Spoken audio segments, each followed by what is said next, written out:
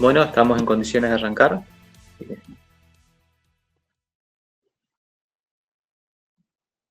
Bien.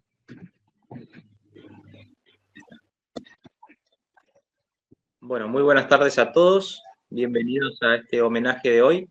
Mi nombre es Ariel Cáceres y hoy voy a tener el honor de estar moderando este homenaje a uno de los más grandes escritores y personajes del siglo XX, como lo fue Jorge Luis Borges.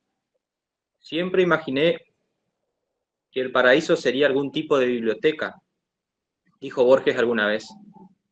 Y hoy nos adentraremos en ese paraíso y en las palabras que él nos dejó.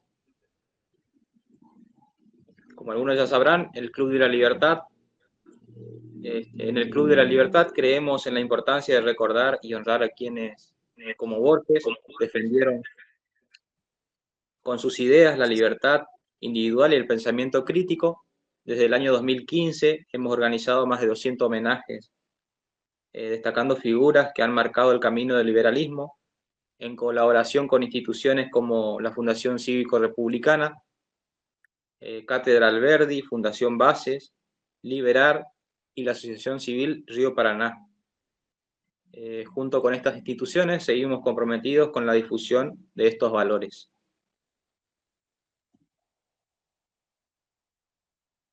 Ahora, antes de iniciar con las exposiciones, quiero contextualizar brevemente este evento.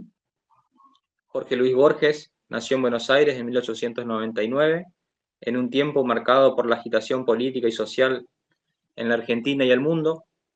A lo largo de su vida, Borges fue testigo de la expansión del nacionalismo, el ascenso de dictaduras y la creciente tensión entre el individuo y el Estado. Fue un crítico feroz, del autoritarismo.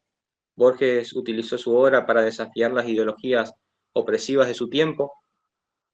En su rechazo al populismo y al poder centralizado, defendió el liberalismo y la libertad individual como pilares fundamentales de una sociedad justa. Borges nunca fue político, pero en su obra es profundamente política.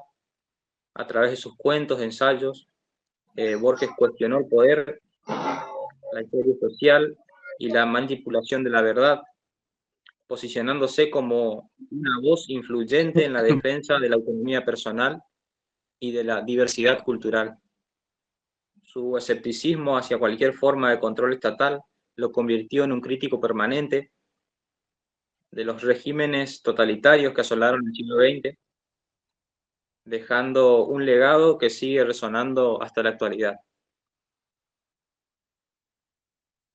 Ahora bien, paso entonces a presentarles a los oradores del día de hoy, quienes van a profundizar, ¿no es cierto?, en la vida y obra de nuestro homenajeado. Hoy contamos con la participación de Federico Sosa Valle. Él es abogado por la Universidad de Buenos Aires, magíster en Economía y Ciencias Políticas por ESEADE, docente de elementos de análisis económico y financiero en la Universidad de Derecho de la Universidad de Buenos Aires. Es cofundador de la Fundación Instituto David Hume. También estará con nosotros Martín Hadis, o Hadis. Él es doctor en Humanidades por la Universidad de Pompeu Fabra, máster en MediaTech del Massachusetts Institute of Technology, MIT. Es máster en Antropología por la Universidad del Norte de Texas, o UTN. A lo largo de las intervenciones de los oradores, les invito a dejar sus preguntas por escrito, por favor, para que al finalizar las exposiciones podamos leerlas y bueno, los oradores puedan responderlas. Esta última parte será bueno, fundamental para poder enriquecer más y bueno, profundizar algunas cuestiones que tengan que ver con las exposiciones. ¿Sí? En cuanto a los tiempos, bueno, serán 20 o 25 minutos, depende de si tiene algo que que agregar, ¿no es cierto?, cada orador. Yo le estaré avisando por ahí si se exceden un poco de tiempo, así que quédense tranquilos. Bueno, de esta manera, entonces, vamos a darle la bienvenida a Federico Sosa Valle, quien va a ser el primer orador del día de hoy. Federico, Bueno, muchísimas bienvenido. gracias. Bueno, una de las características de Borges era la brevedad, ¿no? Así que bueno, vamos a ser breves. Sí, realmente muy a gusto por la invitación de la Fundación Club de la Libertad. Claro que es una fundación política, es una fundación que difunde y defiende la filosofía de la libertad, las ideas de la libertad. Y por eso lo que había preparado es una serie de citas y también de relaciones y puntualizar determinados aspectos de la obra de Borges, que era, como vos dijiste, era un literato, era un escritor, escribió cuentos, escribió ensayos y fundamentalmente era un poeta. Él comenzó siendo un poeta, después él contó que se animó con Bioy Casares a escribir cuentos y demás, y después, bueno, también tiene una profusa obra ensayística que no tiene que ser confundida con ensayos de investigación, ni siquiera ensayos filosóficos. Jorge Luis Borges había sido muy criticado en la década del 60, 70, por aquellos que se dedicaban, por ejemplo, a la filosofía o la historia de la filosofía, porque decía que escribía ensayos sobre filosofía sin ser filósofo. En la década del 60, década del 70 también era criticado por una supuesta falta de compromiso político por parte de Borges. Lo que no hacía Borges era adherir a determinadas ideologías autoritarias, totalitarias que estaban en boga en la década del 60 y la década del 70, era eso nomás. Yo quiero destacar dos puntos de los muchos que tiene Borges en su obra que tienen que ver con la filosofía de la libertad. Uno es su concepto de individualismo, que queremos buscar cuál es específicamente, y después una figura que se reitera en su obra, que es característica de él, que es la alegoría o metáfora del laberinto, como una alegoría o metáfora del cosmos, del orden cósmico, o del orden en sí mismo, puede ser el orden de la naturaleza, o el orden social también. Entonces, ¿qué tipo de individualismo adhería Jorge Luis Borges? Bueno, voy a leer algunas citas breves, voy a tratar de ser breve, pero va a servir sobre todo para entrar en calor y también para ser fiel al autor, ¿no? Hay una cita política de Borges que es muy conocida, es del año 1970, es el prólogo a su libro de cuentos, El informe de Brody. En esta época Borges ya se había quedado prácticamente ciego, entonces tenía que dictar. Entonces él explica que cambió un poco su estilo literario. Y ahí sí incursiona un poco sobre sus ideas políticas y dice: mis cuentos, como las mil y una noches, quieren distraer y conmover y no persuadir. Este propósito no quiere decir que me encierre según la imagen salomónica en una torre de marfil. Mis convicciones en materia política son harto conocidas. Me he afiliado al Partido Conservador, lo cual es una forma de escepticismo, y nadie me ha tildado de comunista, de nacionalista, de antisemita, de partidario de hormiga negra o de rosas. Creo que con el tiempo mereceremos que no haya gobiernos. No he disimulado nunca mis opiniones, ni siquiera en los años árduos, pero no me he permitido que interfirieran en mi obra literaria, salvo cuando me urgió la exaltación de la guerra de los aires. 1970, si uno ve, yo en una época me dediqué de una forma amateur a leer diarios y revistas de esos años, y se encontraban bastante seguido en notas en las cuales se criticaba a Borges, que Borges se ocupaba únicamente del estilo, no se ocupaba de la política, no tenía diálogo con la juventud, etcétera, etcétera. Muy probablemente acá haya estado polemizando con esas críticas. Después hay otro ensayo que es muy conocido y muy citado, que ustedes ya se imaginan cuál es, que es sobre el individualismo, se llama Nuestro pobre individualismo, y aparentemente Borges estaría criticando el individualismo de los argentinos, pero uno cuando lo vuelve a leer, descubre que en realidad no, lo estaba en realidad rescatando. Pero esto tiene que ver también, lo que dijimos al principio, sobre el concepto que él tenía acerca de laberinto y de orden social, o de orden de la naturaleza. un laberinto como metáfora del cosmos o del orden de la naturaleza o de la sociedad. Entonces, en este breve ensayo, Nuestro propio individualismo, voy a citar dos párrafos, que son bastante ricos. El mundo para el europeo es un cosmos, en el que cada cual íntimamente corresponde a la función que ejerce. Para el argentino es un caos. El europeo y el americano del norte juzgan que ha de ser bueno un libro que ha merecido un premio cualquiera. El argentino admite la posibilidad de que no sea malo, a pesar del premio. En general, el argentino descree de las circunstancias. Nota algo importantísimo. Las circunstancias que condicionan el individualismo de los argentinos. Y más adelante va a decir, se dirá que los rasgos que he señalado son meramente negativos o anárquicos. Se añadirá que no son capaces de explicación política. Me atrevo a sugerir lo contrario. El más urgente de los problemas de nuestra época, ya denunciado con profética lucidez por el casi olvidado Spencer, es la gradual intromisión del Estado en los actos del individuo. En la lucha con ese mal, cuyos nombres son comunismo y nazismo, el individualismo argentino, acaso inútil o perjudicial hasta ahora, encontrará justificación y deberes. Sin esperanza y con nostalgia, pienso en la abstracta posibilidad de un partido que tuviera alguna afinidad con los argentinos, un partido que nos prometiera, digamos, un severo mínimo de gobierno. Entonces, bueno, este es un mensaje bastante conocido entre el público liberal, ¿no? Entonces, ahora lo que vemos también es que hay un cierto tipo de liberalismo que Borges acá en este ensayo identifica con los norteamericanos y con los europeos, se podría decir más con el mundo anglosajón, el cual es un individualismo que está en íntima relación con la sociedad, que no es un individualismo enemigo de la sociedad.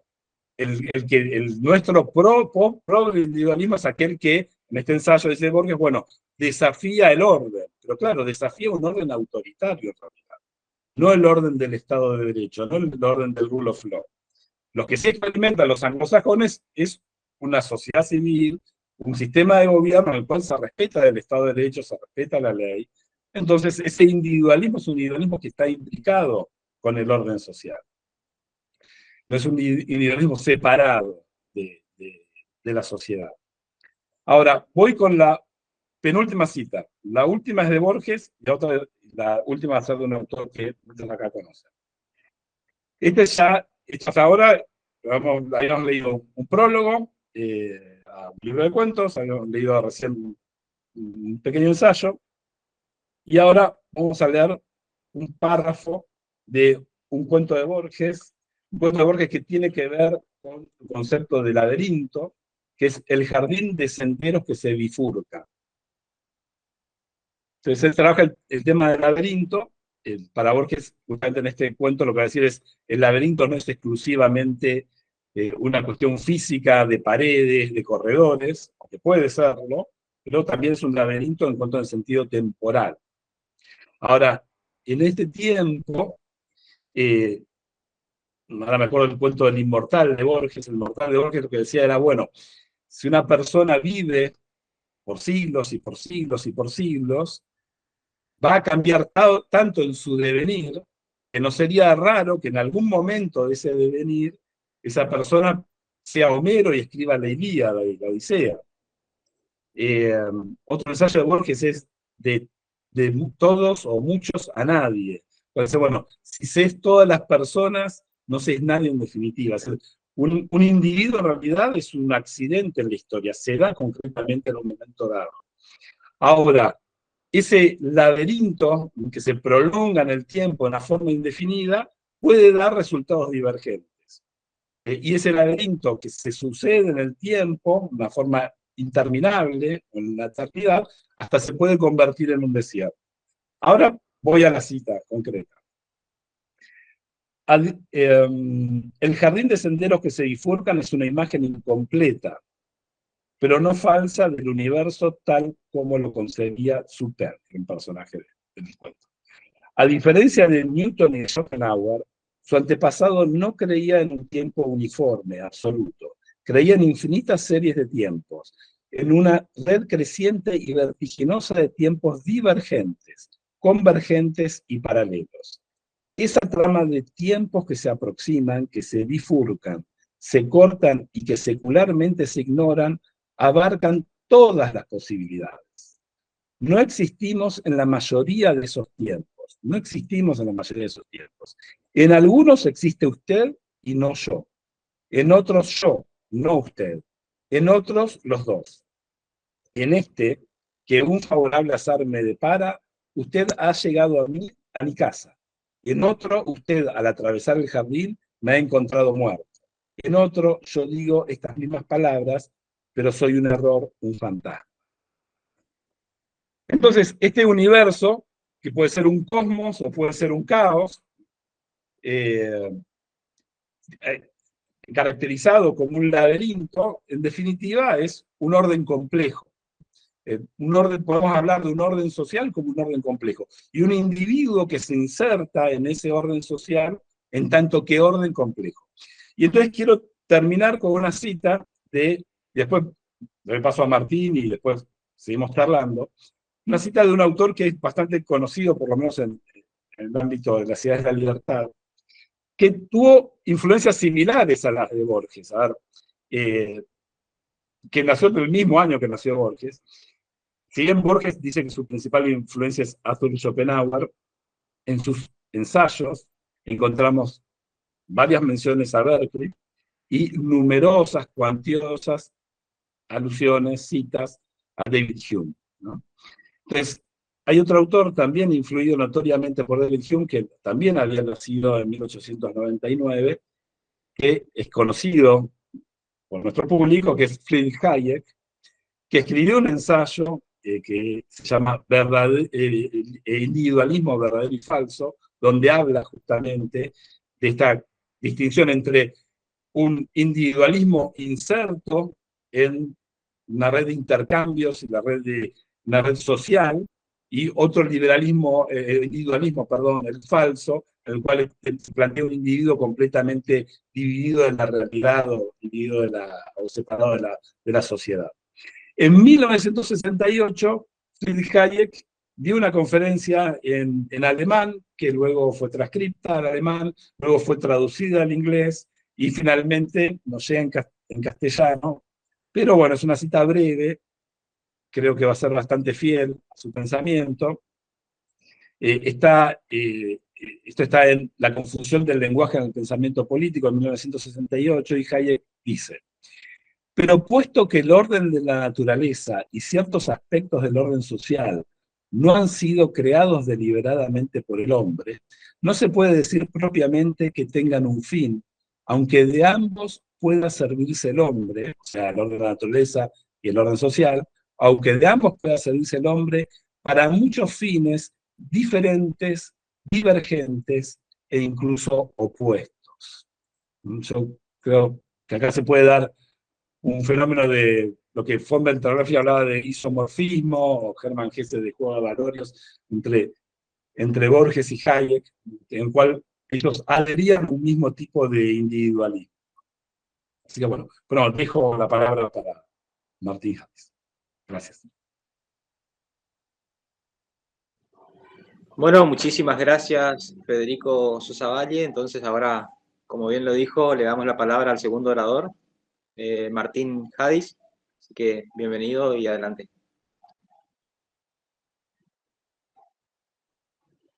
¿Está muteado, Martín? Ahí estoy, ya no estoy más muteado. Perfecto. Bueno, antes que nada, gracias por invitarme. Me alegro de estar acá. Me encantó recién las palabras de Federico. Me parecieron una brillante y breve introducción a Borges, muy, muy atinada. Y además, confieso que me salvó de tener que hacer eso que yo no quería. Así que muchas gracias. No, yo lo que quería, viene empalmado perfecto esto. Yo de verdad que te agradezco, Federico, porque el tema, y me permito tutearte por afinidad intelectual.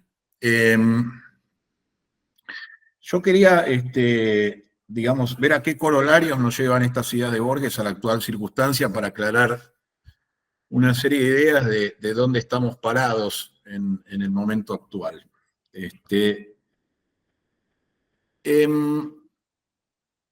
Hay un poema de Borges, él siempre habla de la familia de él, ¿no? Él, como saben, se crió por el lado paterno, tenía una familia anglo-argentina. El abuelo paterno de Borges, un coronel que muere en la batalla de la Berna en 1874, entonces la que lo sobrevive es la abuela inglesa de Borges, que cría al padre de Borges en un ámbito totalmente inglés, si bien el padre de Borges es mitad criollo, mitad inglés, en la práctica se cría en un hogar completamente inglés. Su desconfianza del Estado argentino en parte está influida no solo por las lecturas filosóficas de la época, sino porque el Estado argentino había, de alguna manera, causado las circunstancias que mataron a su padre, digamos. Un segundo, perdón que me suena el teléfono y lo voy a apagar. Disculpen. ¿Cómo se dice? Ahora, el tema es el siguiente. Él siempre que recuerda a su familia, dice, todos pensábamos muy distintos, nos llevábamos bien. Hacia el final de sus días escribe un poema que da nombre a su último libro de poemas, Los Conjurados, en el que habla de la gente de los distintos que dice que han resuelto, digamos, limar sus diferencias y acentuar sus afinidades, y que han resuelto algo muy extraño, que es ser razonables. Perdón, discúlpenme, esto está, esto de celular no es fuera del programa. Y yo con esto quería hacer una de reflexiones, ¿no? Acerca de cómo las democracias hoy y las ideas, no solo del liberalismo, sino yendo más atrás, que obviamente son las raíces del iluminismo, están amenazadas por diversas corrientes.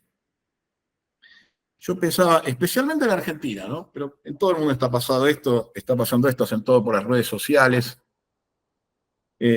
Mucha gente dice que Borges se anticipó a Internet con su famosa biblioteca de Abel, que era infinita y caótica.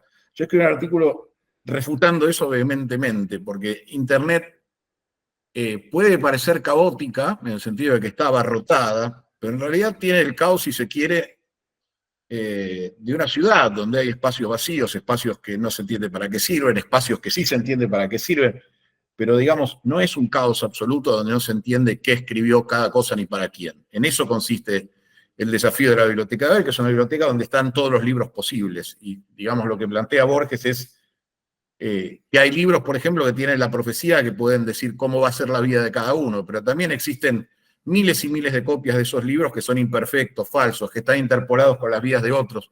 El tema es que resulta imposible llegar al mensaje racional y dirigido racionalmente a un individuo o a un grupo de individuos. Y mi reflexión era acerca de eso, y especialmente en los momentos que venimos de vivir en Argentina, y también los que estamos viendo ahora, de entender, si uno adhiere a los ideales del iluminismo, la naturaleza de la bestia, como dice en inglés, the nature of the beast, lo que tenemos delante, ¿no? ¿Qué es lo que enfrentamos? Y yo quiero subrayar esto. Lo que dice Borges es que los suizos han logrado un avance, que han resuelto acentuar sus afinidades y limar sus diferencias, porque están actuando de manera razonable. Y yo creo que esto es lo que está más bajo ataque, y por esto creo que no tenemos que olvidarnos, por más que el liberalismo naturalmente tiene un énfasis político, pero el liberalismo no puede funcionar sin la razón. Y creo que muchos de los discursos que tenemos enfrente, y sobre todo, bueno, de las últimas gestiones, de las últimas décadas, y que esto se habla muy poco, quizás porque la intelectualidad, no toda, pero demasiada fue cooptada por ese festival de incoherencia que venimos de vivir. Digamos, hay muchas maneras de atacar la democracia. La más obvia, la que conocemos, es, bueno, poner botas en el piso, golpear los cuarteles, que llegue gente con armas y, digamos, físicamente desplace a las autoridades. Pero hay otra mucho más sutil, que la vivimos acá, se vivió en Venezuela y en muchos otros países del mundo, que consiste en impedir ese debate racional. Y esto es lo que yo quiero subrayar, y creo que Borges fue un defensor, y que toda persona que adhiera a los ideales del liberalismo, perdón, del iluminismo, liberales incluidos, pero digamos, no necesariamente, y esto también es clave para entender qué raya tenemos que trazar, digamos, ¿no? Porque yo siempre subrayo, en un país civilizado, donde los ideales del iluminismo no están cuestionados, si hay alternancia, y tiene que haber alternancia en una democracia, porque si no, no funciona, si hay una alternancia entre un socialismo de centro, digamos, y un partido más o menos conservador, los países no vuelan por el aire. Y además uno puede corregir al otro, digamos, y no es dramático en todo caso, o en todo caso estaríamos en otra discusión, eso es a lo que voy. Ahora, cuando desde una facción, partido o lo que fuera, lo que se trata es desvirtuar el lenguaje y desvirtuar la posibilidad de toda discusión racional. Eso es una medida más pérfida, más perversa y mucho más difícil de detectar que un golpe de Estado. Y es más eficaz, porque se impide todo discurso público y una democracia no funciona y el liberalismo no funciona sin esa plataforma. Yo hago la analogía a querer tratar de correr, bueno, ustedes usarán como procesador de texto, como usamos la mayoría, el Word en Windows. Bueno, no podemos correr el Word si no está instalado el Windows. Y no podemos tener liberalismo si no estamos hablando racionalmente y no podemos tener discusiones racionales. Lamentablemente los enemigos del liberalismo y los enemigos del iluminismo y de la razón se han dado cuenta de esto. Y esta es una de las tragedias de las democracias. Como han sido pensados, si se quiere, ¿cómo decirlo? Son entidades platónicas en un punto, ¿no? Están defendidas por una serie de leyes, pero no evolucionan en base a una evolución darwinista. Ahora van a ver por qué me meto en esto y síganme brevemente. Me voy a tomar un pequeño excursus biológico. Hay un concepto en biología que se llama el efecto de la reina roja, que está tomado de Alicia en el País de las Maravillas. En un momento, Alicia está corriendo a toda velocidad sobre la Tierra y la reina le dice, corre más rápido, corre más rápido. ¿Por qué? Porque la Tierra está girando. Dice, la única manera que mantengas en el lugar es que sigas corriendo a toda velocidad. Bueno, obviamente que eso no pasa por una serie de cosas físicas que no vienen al caso, digamos, pero esto ilustra, digamos, esto se da en evolución. Y de nuevo, por ahí parece que me estoy alejando demasiado del tema, pero una de las razones por qué se propicia que se mezclen los genomas de cada generación y que cada generación tenga un genoma nuevo, que no es una, digamos, hay organismos que de repente, había unas lagartijas en un lugar, qué sé yo, cada tanto los organismos revierten a la clonación como método de reproducción, pero cuando un organismo hace eso, se expone, como ya vimos en la pandemia de COVID, a un patógeno que si llega a ser letal para una forma del genoma, los mata a todos. O sea, una de las grandes ventajas y por lo que el darwinismo propicia que haya una reproducción que combine genomas es para que cada generación y cada individuo no se parezca a los demás. Porque si no, encuentra la manera de liquidarnos y nos liquida a todos. Bueno, lamentablemente, esa evolución es la que nos falta hacer, porque la democracia no está preparada para este asalto. Incluso la intelectualidad no está preparada para este asalto. Es un sistema, digamos, yo siempre digo que el sistema inmunológico de una democracia son sus intelectuales y sus periodistas, sus pensadores. No estamos preparados para esto, o sea, la intelectualidad reacciona y salta como leche hervida cuando ve botas, cuando ve militares. Ahora, cuando alguien saca todo el oxígeno de la discusión pública y la vuelve imposible, y uno ya no puede discutir si hay o no seguridad, si hay o no educación, si emitir 6 billones de pesos causa o no causa inflación, yo me agarraba de la cabeza, esto llegó hasta los diarios, había periodistas preguntándose por qué hay que dar las dos caras, ¿no? Y está bien dar las dos caras de un debate o las dos campanas de un debate. Cuando tiene sentido, pero digamos, justamente cuando perdemos el eje de la razón, terminamos discutiendo si las vacas vuelan o no vuelan. Y yo creo que esa es la amenaza que tenemos que darnos cuenta, y es un corolario que yo extraigo profundamente de Borges, la necesidad de un discurso racional.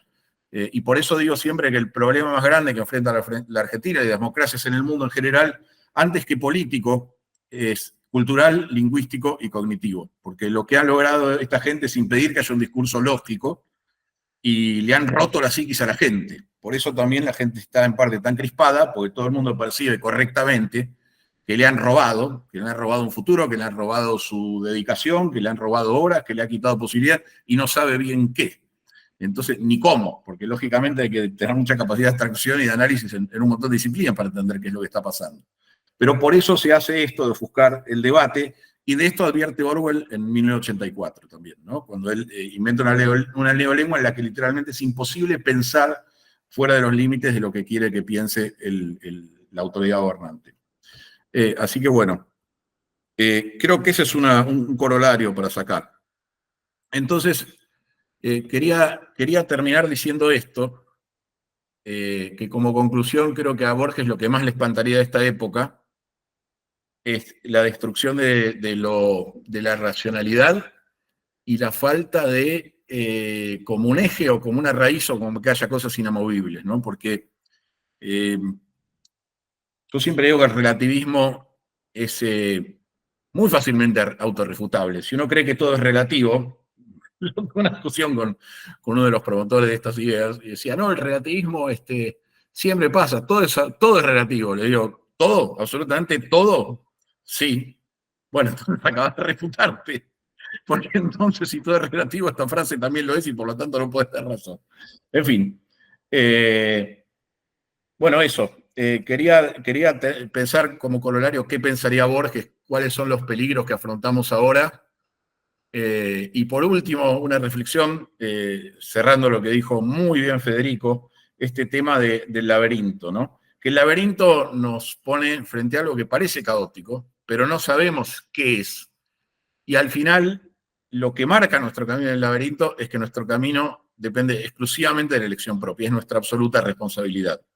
Y creo que esto es lo que tenemos que entender, pero no tenemos que olvidarnos de todo lo anterior que dije, porque tenemos que evolucionar, porque las fuerzas que están en contra de la razón y en contra del pensamiento lógico ya nos encontraron, digamos, nos han hackeado nuestras cabezas y han hackeado en gran medida, no del todo, por supuesto, gracias a Dios, pero en gran medida han aprendido a hackearnos y tenemos que pegar ese salto. Ya ha pasado, digamos, en Argentina, ya, digamos, y ni siquiera gracias a los que tratamos de pensar, ha implotado la locura, ¿no? Ha implotado en un aquelarre de destrucción y de violencia.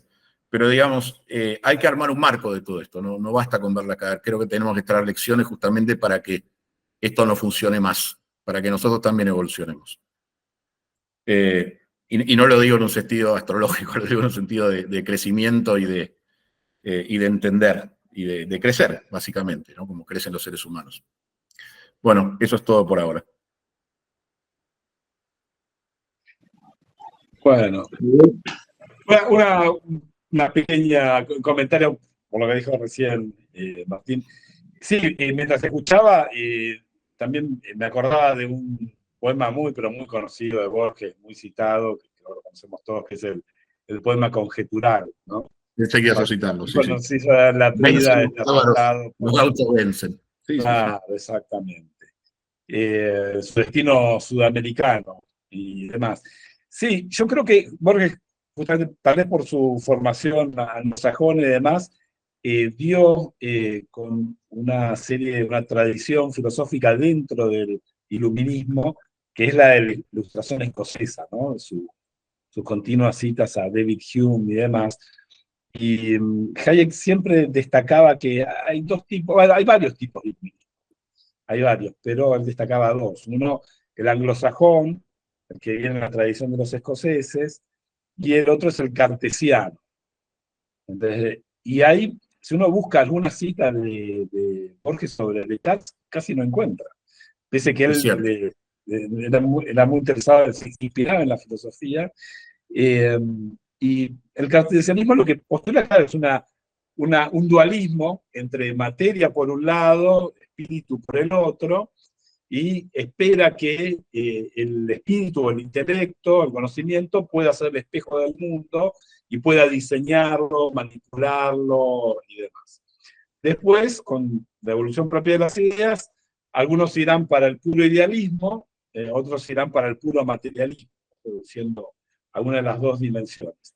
Pero el empirismo británico, la Ilustración escocesa, mantiene esa interconexión entre espíritu y materia continuamente, ¿no?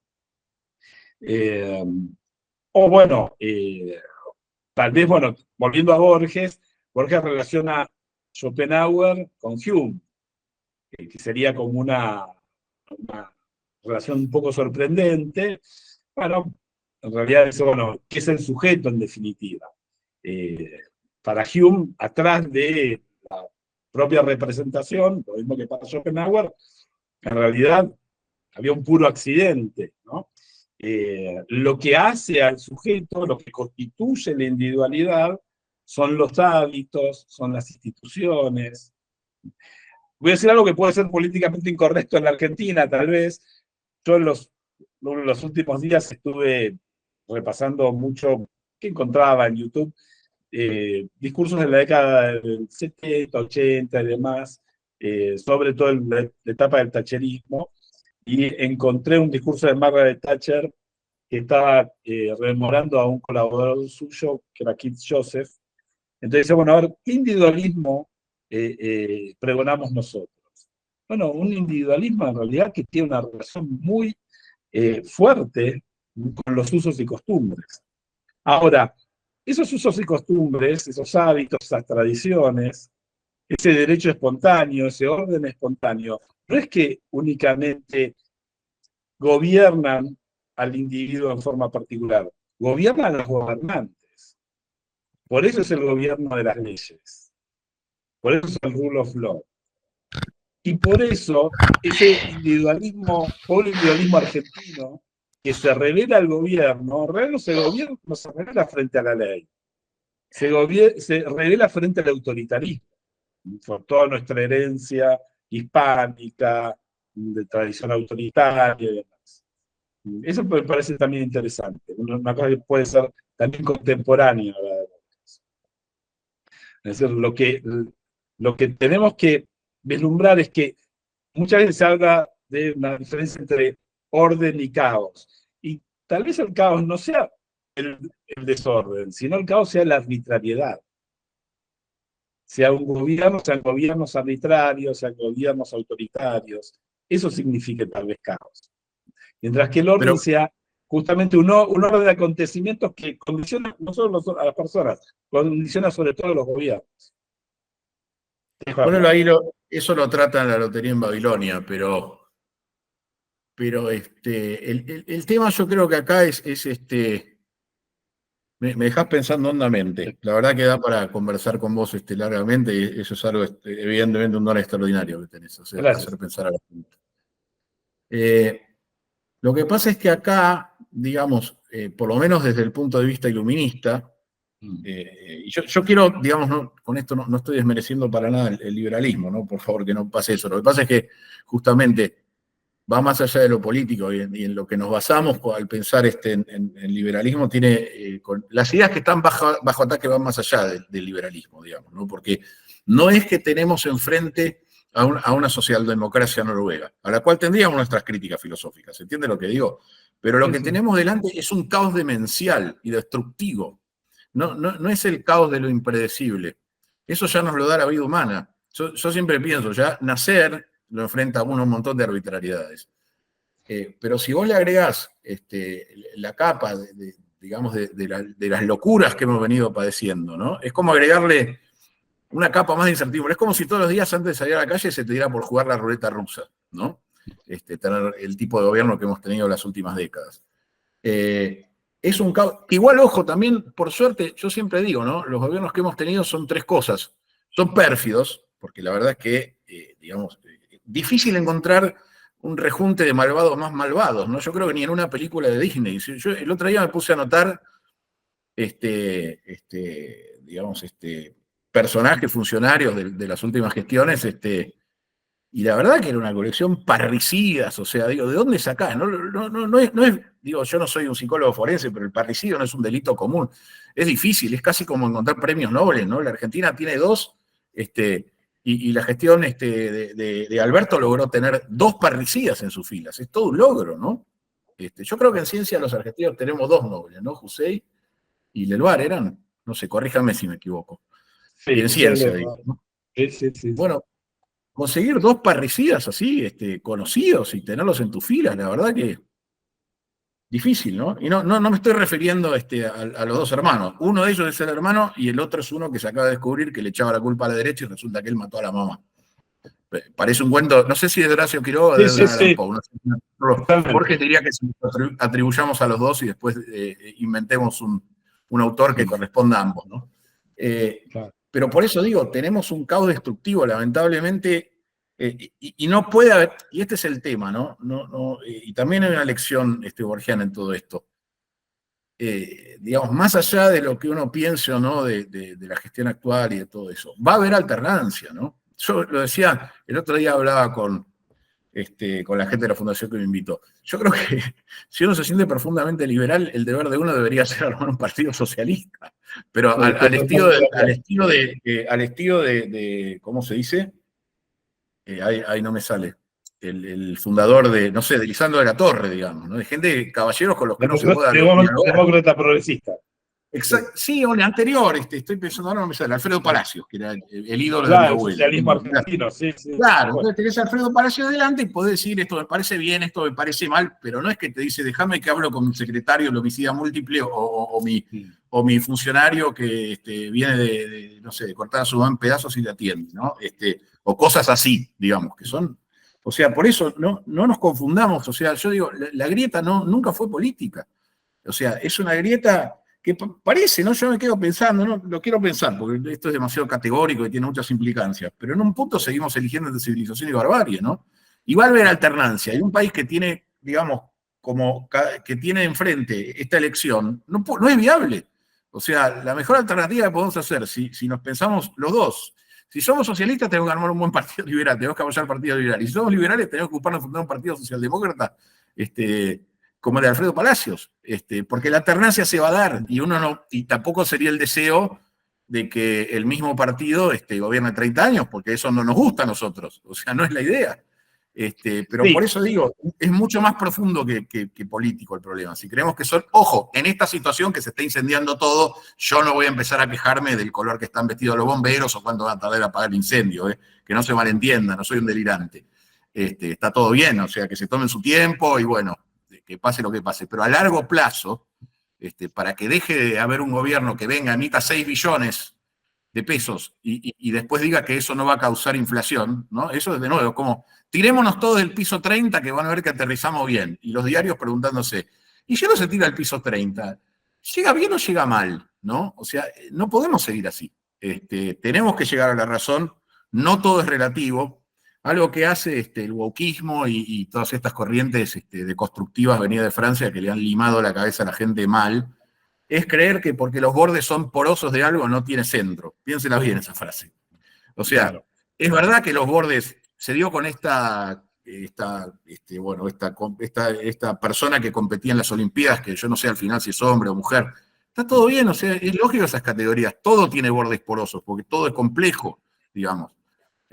Toda categoría que no sea monodimensional es compleja. Pero eso no quiere decir que no tenga un centro, digamos, una distribución estadística, ¿no? O sea, las vacas no vuelan. Yo entiendo que si las subimos a un avión y le ponemos las alas que inventó Leonardo da Vinci, vamos a poder hacer volar una vaca. O sea, y sí, está bien, es poroso. Ahora, las vacas no vuelan, ¿no? Y lamentablemente, como digo, nos han roto la psiquis los últimos 20 años. Hay que volver a un eje cognitivo donde podamos entender la diferencia como algo enriquecedor mientras no se toque la razón, ¿no? Porque, digamos, entre los internos de gente que tiene alucinaciones visuales y auditivas en un instituto psiquiátrico y los que creemos que no, por lo menos, hay una grieta también. Siempre hay grietas y son saludables. O sea, si una sociedad tiene una grieta se tiene que preocupar porque lo que está en juego no es político probablemente, ¿no? Y se disfraza de político como se disfrazó, y no es que esté haciendo una comparación, pero digo, no me acuerdo si era en Checoslovaquia, que había unos pibes que dijeron, en broma lo hicieron, que su plataforma era pintar toda la ciudad de naranja. Y se terminaron constituyendo en un partido y no me acuerdo cómo, creo que ganaron una elección, no sé si municipal o algo así. Digo, no nos confundamos porque algo se disfrace de una categoría y eso es típico de esta época. No le creamos necesariamente, porque digamos, cualquiera puede armar un partido político y ser otra cosa, ¿no? Hay que ir a los hechos, no nos tenemos que guiar por categorías aristotélicas, ni por imágenes platónicas. O sea, algo se está aportando a un partido político, una gestión que abre todas las cárceles.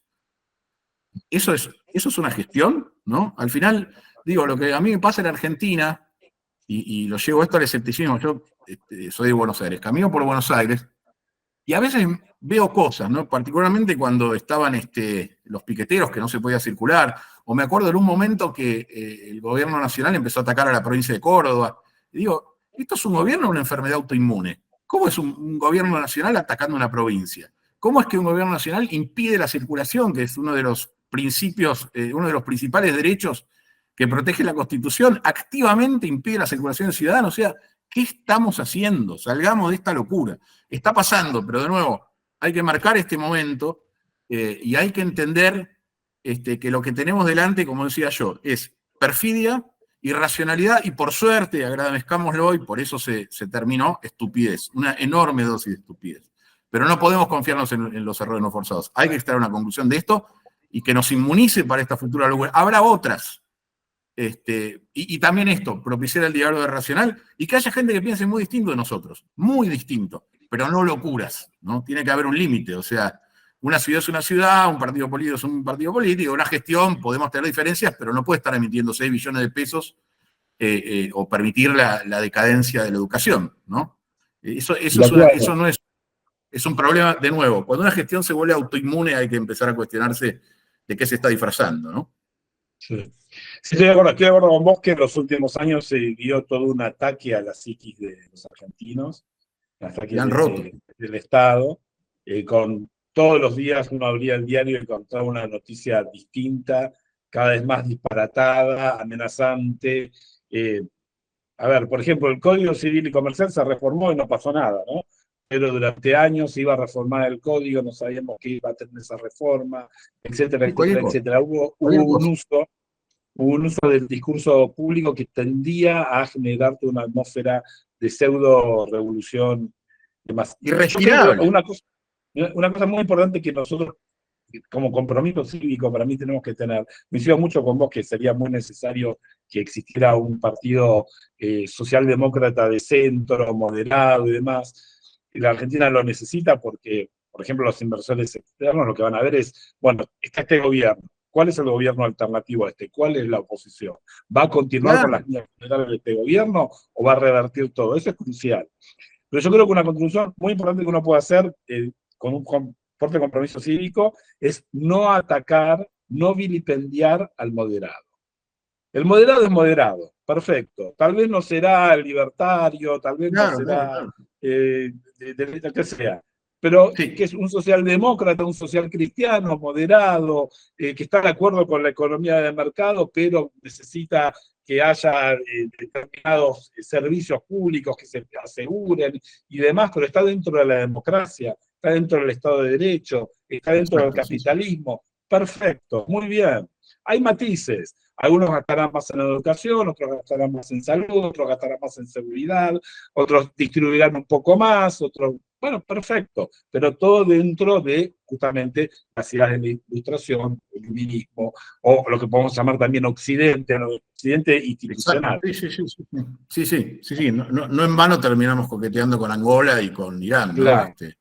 Exactamente. Es decir, todos los enemigos de Occidente. No, yo me reía además, digo, tanta bronca le tenemos a Occidente, que, ojo, China tiene una cultura formidable. A mí, yo he leído mucho de taoísmo, me parece fascinante, muy interesante, pero digamos, ¿cómo vas a enojarte tanto con tu familia que te aliás en contra de tu familia con alguien? O sea, realmente, no, a ver, es las antípodas, yo no lo quiero decir en un mal sentido, pero no tenemos nada que ver con China, nada. O sea, nuestra constitución está basada en la de Estados Unidos. Los que hicieron este país estudiaron en Europa, en Francia. Entonces, digo, basta de locura, ¿no? O sea, uno puede disentir, y no digo no tomar ideas de China y no tomar, pero digo, tampoco podés enemistarte con Occidente y ponerte, digamos, en contra de todo lo que sos, ¿no? Ya es locura, por eso digo, o sea, hay que salirse de eso, y creo que lo estamos logrando, pero como muy bien decís, ahí preguntan qué haría Borges. Y yo creo que esto que estamos diciendo, yo por eso me quise ir digamos, y lo hizo muy bien Federico, y nuevamente le agradezco, de la cita literaria, es ponerme acá y qué diría Borges. Y es esto, que la razón está bajo ataque, que el diálogo exige, por lo menos, y son frases de él, ¿no? Él decía, las palabras son símbolos que postulan una memoria compartida. Bueno, esa memoria es nuestra cultura. O sea, no podemos empezar a guiarnos por principios no sé, esquimales, o chinos, o tailandeses. No digo que no los tomemos, a ver, la cultura es permeable, pero digamos, no podemos cambiar bruscamente de paradigma. Esta cosa de que no somos europeos o que no somos occidentales, está bien, no es lo mismo, es otra situación, pero digamos, hablamos un dialecto del latín, esto también viene de Borges, ¿no? Yo, aunque no parezca, estoy todo el tiempo usando estas ideas de Borges, por ahí no las estoy marcando, pero todo lo que estoy diciendo está inspirado en lo que decía él. Hablamos un dialecto del latín. Acá ha habido culturas nativas que me parece excelente que se recuperen. Yo estoy estudiando mapuche, me parece un idioma bellísimo, me encanta, está lleno de poesía, pero digamos, para bien o para mal, los mapuches no es que armaron Tenochtitlán. Aquí no había una ciudad de 1 millón de personas que llegaron los españoles, digamos, no es que hay digamos, una manera de reemplazar toda nuestra cultura, y además no lo somos, ese es el tema. Hablamos castellano, nuestra manera de pensar, nos guste o no, es occidental, lo cual no quiere decir no realzar otras culturas o incorporarlas, pero dejemos. Mira, yo quiero contar una anécdota graciosa. Me encontré en una librería con una chica que tenía toda esta idea, de que, no sé, de la extrema culpa colonialista, que, de nuevo, yo no estoy diciendo que el colonialismo no haya hecho sus macanas, no quiero que parezca eso para nada, digamos, se puede discutir. Pero con respecto a nuestra identidad, esta chica decía, no, porque los españoles vinieron y nos sacaron, creo que era musicóloga, nos sacaron nuestras melodías, nos sacaron nuestra cultura, y vinieron los europeos y nos sacaron todo. Y yo le digo, ¿a qué te referís? Y bueno, todo lo que había acá y las culturas, no sé qué. Y le pregunto, ¿y cómo es tu apellido? Y no sé, creo que me dice algo como Rossetti. Yo digo, ¿quién te sacó qué?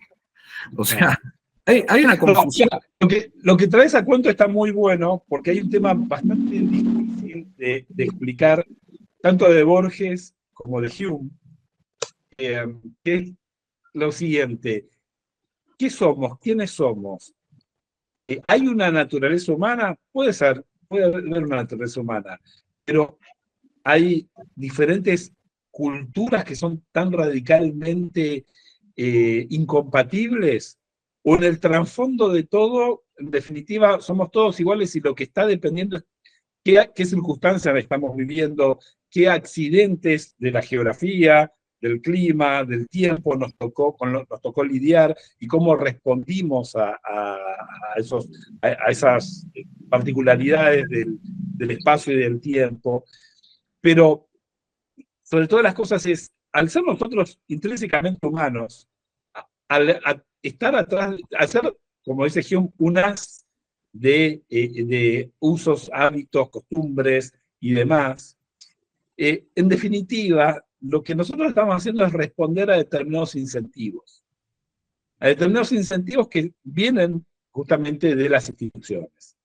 Muchas de esas instituciones han evolucionado, nos llegan por tradición, porque se han descubierto determinadas costumbres, determinadas pautas, determinadas reglas de conducta que nos han permitido sobrevivir.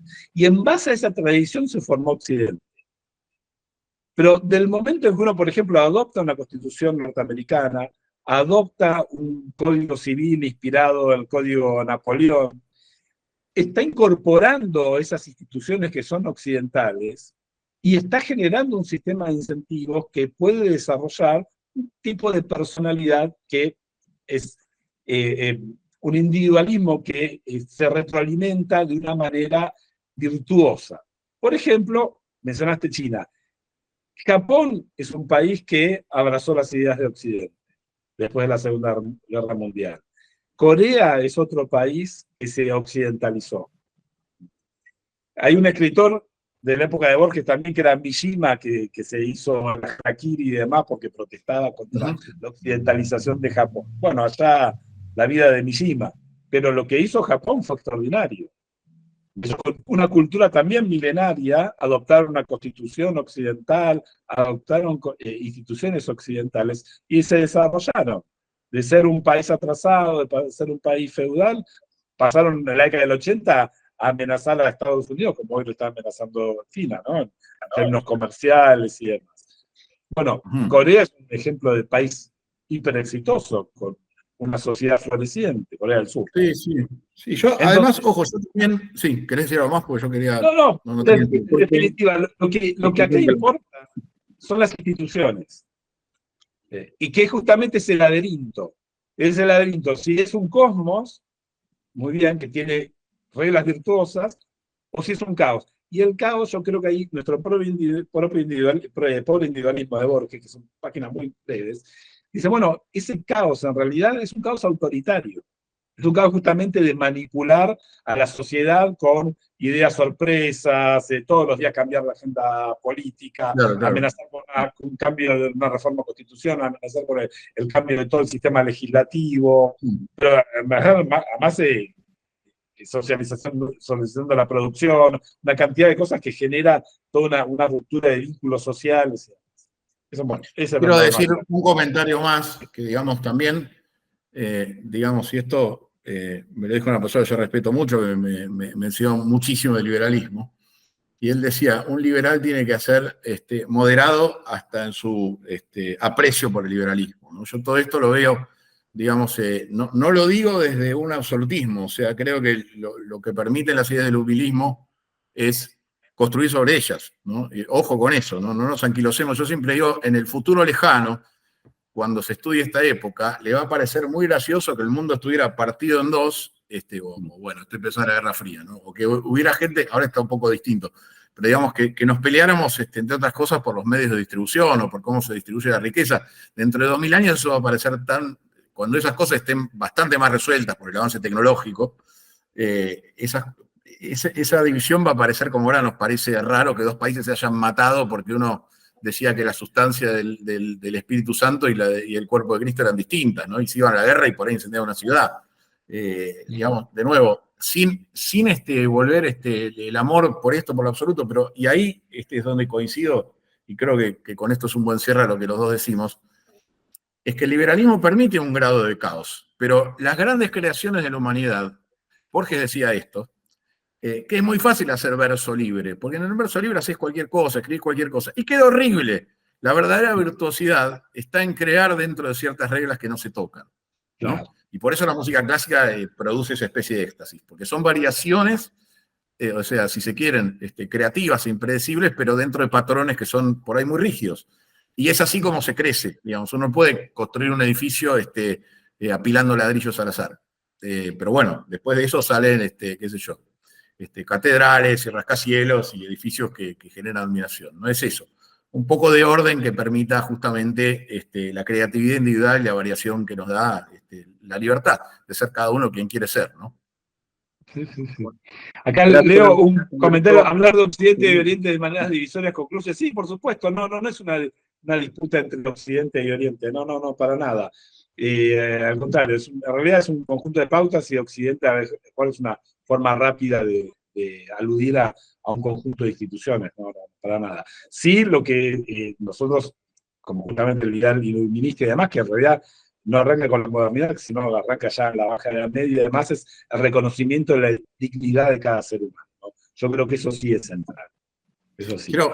Voy a hacer un comentario, esto se puede bifurcar infinitamente, pero digamos, Oriente, lo dice Borges, es una construcción de Occidente, ¿no? Oriente no existe como unidad cultural como sí existe Occidente, porque Occidente es un derivado de Roma, ¿no? En Oriente no hay algo así, la influencia que China ejerció sobre los distintos pueblos es muy distinta, y además China tuvo una gran influencia sobre el este y sudeste de Asia, pero digamos, la India mismo, tenés un montón de culturas y civilizaciones que no tienen nada que ver, y yo dudo mucho que haya gente de distintos pueblos de la India que se sienta afín a los tailandeses y a los chinos de la manera que nosotros nos podemos sentir afines a los franceses o a los ingleses por una cultura en común. Eso en Oriente no existe. O sea, es importante entender esto. Nosotros dividimos entre Oriente y Occidente. Esa división en los hechos no se da. Oriente, con este término que nosotros tenemos, no existe realmente como una esfera cultural. Bien. Muy bien, Ariel, son las 7 en punto. Perfecto, no, muchísimas gracias, disculpen si los interrumpí. Ahí la gente quiere hacer preguntas, pero bueno, no sé si hay tiempo ya. Claro, justamente por eso pasado las exposiciones y este intercambio, ¿no es cierto?, excelente, por cierto, entre la vida y obra de Borges, más el correlato, ¿no es cierto?, con la actualidad que hicieron. Quiero hacerle una breve pregunta para cada uno. Bueno, para Federico en primer lugar, que mencione el ensayo Sí. al cual hizo referencia hoy en su exposición. ¿Se puede ser, por favor? ¿Cuál es el de Borges o el de Hayek? El de Borges. Borges, el ensayo es Nuestro pobre individualismo.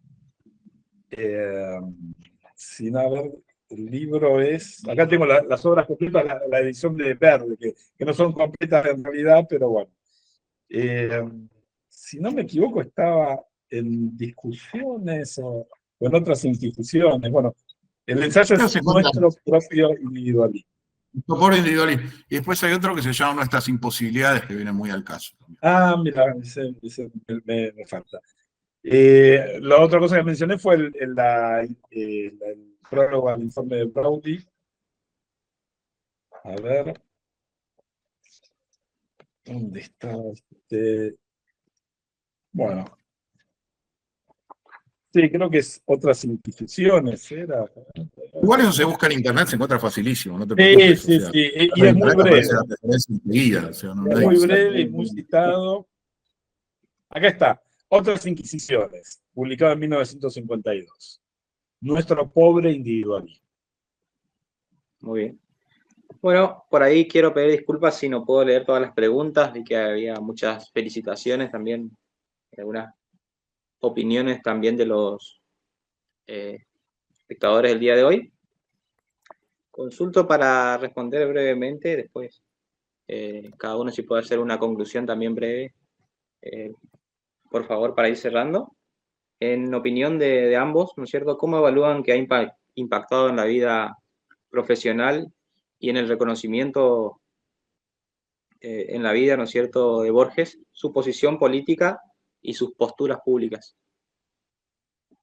No, yo no entiendo la pregunta esa. ¿De quién? ¿La vida profesional de quién? La posición política y las posturas públicas de Borges, ¿cómo han impactado en su vida profesional? Sumamente negativo, de una manera muy negativa. El peronismo durante el peronismo lo pasaron a inspector de aves y demás. Nunca se benefició para nada de sus posturas políticas. Y hasta lo metieron en problemas, ¿no? En el año, creo que en el 76 y demás, hicieron un almuerzo de Videla con escritores y demás, donde ahí fue Ernesto Sábato también, lo invitaron a Borges y demás, lo metieron en grandes problemas. Después, cuando fue la guerra de las Malvinas, él se opuso a la guerra de las Malvinas, tuvo comentarios bastante fuertes contra los militares. No, él nunca fue complaciente con ningún gobierno, de ningún tipo, de ningún color, y nunca se vio beneficiado para nada, al contrario. Siempre lo que tuvo fueron contratiempos por parte de la política. No sé si Martín quiere decir algo. Sí, yo quiero contar. Pero igual no entendí si estaban preguntándonos cómo le impactó esa forma de pensar profesionalmente a Borges o a cada uno de nosotros. No entendí muy bien. Después acá un señor Viñolo me hizo una larga pregunta, que ahora no la encuentro, y mi respuesta es sí. Eso es todo lo que tengo para decir. Sí, estoy de acuerdo con lo que dice. No, quería contar algo gracioso, una anécdota que me hace mucha gracia acerca de los contratiempos que le produjo a Borges. Decir siempre lo que pensaba, ¿no? Hay una anécdota muy graciosa. Yo, entre los libros que recopilé, yo publiqué hasta ahora como 6, 7 libros relacionados con Borges. Recopilé las clases de él, descifré la tumba del inglés antiguo, le rastreé a genealogía inglesa hasta el siglo XVIII, y hace poco le recopilé las memorias de la madre, que estaban de manera muy desordenada, que en su momento me las dio Alicia Jurado, y bueno, junto a otros materiales las recopilé, las unifiqué. Y ahí la madre y Borges cuentan una anécdota muy graciosa que creo que resume un poco varias de las cosas que acabamos de decir. Resulta que en la década del 70 a Borges lo llamaban con amenazas para amedrentarlo continuamente. Entonces un día, esto debió ser en el 74, por ahí. A todo esto la madre de Borges, Leonora Acevedo, tenía ya 90 y largos, no sé si 97, 98 años. Entonces... Borges cuenta la anécdota, dice que una voz debidamente grosera y terrorista, dice, llama, bueno, no, primero cuenta así, dice, me levanté a la mañana y me pareció que a la madrugada había sonado el teléfono, entonces le pregunté a mi madre, dice Borges, dice, madre, ¿soñó el teléfono a la madrugada o yo lo soñé? Entonces doña Leonor le contesta, no lo soñaste, llamó un tilingo a las 3 de la mañana, le dice. ¿Y qué quería? Entonces, dice Borges esto, que una voz debidamente grosera y terrorista le espeta a la madre, le dice, te vamos a matar, a vos y a tu hijo.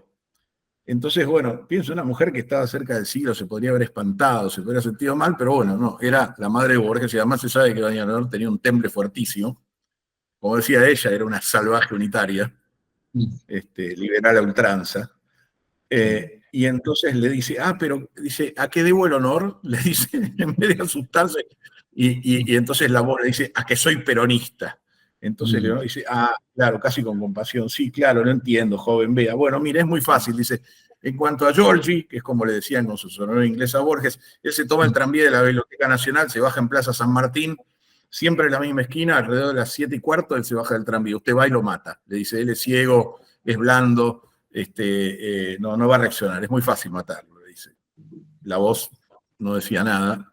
Dice, ahora, si usted realmente quiere asesinarme a mí, yo le sugiero que venga pronto y no se distraiga hablando conmigo, porque yo ya tengo 90 y largos años, y si usted no se apure y viene a matarme rápido, capaz que yo me le muero antes, le dice. Así que le sugiero que venga corriendo para acá. Y bueno, y entonces, obviamente el terrorista cuelga muy confundido, o el amedrentador profesional cuelga muy confundido.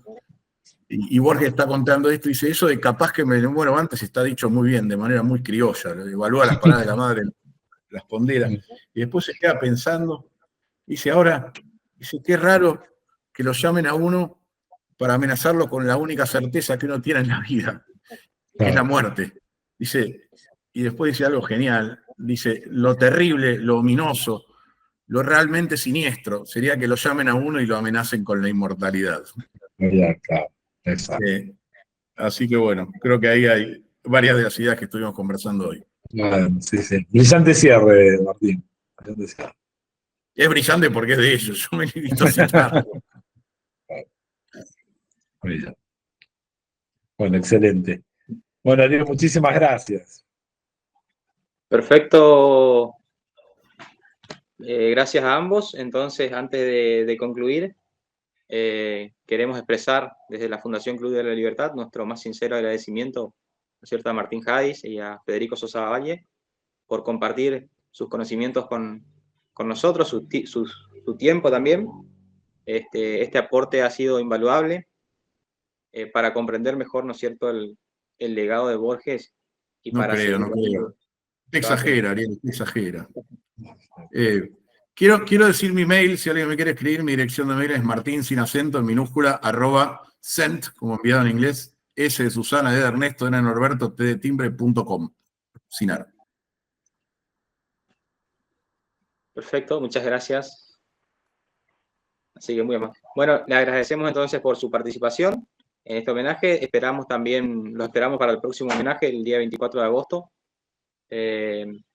a la misma hora, por esta misma plataforma. En la próxima ocasión vamos a estar homenajeando a John Locke, un filósofo también que sentó las bases del liberalismo moderno. Así que hablaremos sobre su vida. Nos estaremos viendo pronto entonces. Muchísimas gracias a los oradores y a todos.